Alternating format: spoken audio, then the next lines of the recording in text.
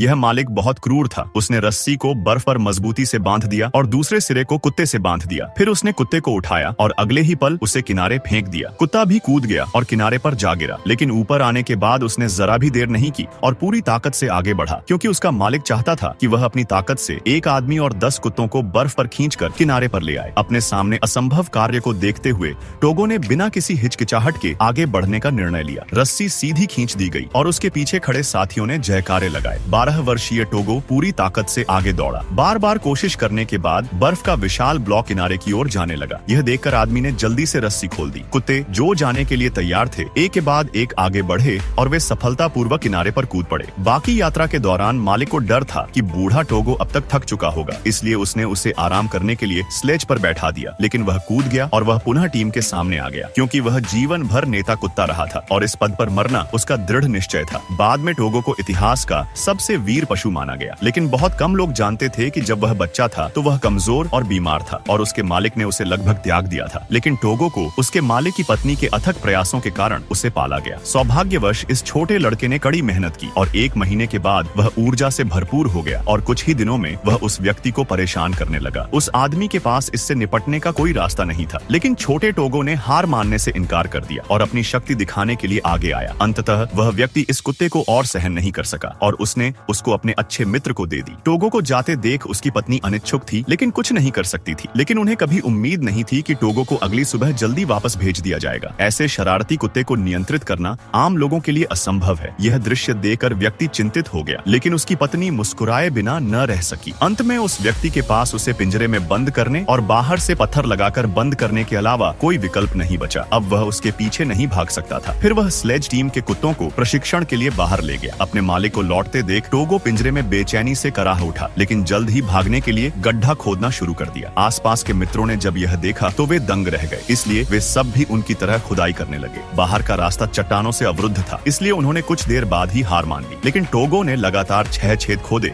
और 7वें छेद पर सफलतापूर्वक जेल से भाग निकला। अपने साथी कैदियों के भौंकने की आवाज के बीच वह अपने मालिक की गंध पाकर तेजी से उसके पास पहुंचा। जैसे ही वह मिला, उस छोटे कुत्ते ने टीम के रास्ते को बाधित कर दिया, जिससे तुरंत कुत्तों का एक समूह उसका पीछा किया, जिससे वह पानी में गिर गया और किनारे पर आने के अगले ही पल उस भीगे व्यक्ति ने उस छोटे बच्चे को दंड देने का निर्णय लिया। उसने टोगो को एक गोदाम में बंद कर दिया। छोटा टोगो असमंजस में था और घबराहट में गोदाम में इधर उधर भाग रहा था, लेकिन शांत होने के बाद उसने ध्यान से देखा और छत में एक छेद पाया जो उसके बाहर निकलने के लिए पर्याप्त बड़ा था। और फिर पार्ट 2 के लिए वीडियो को लाइक करें।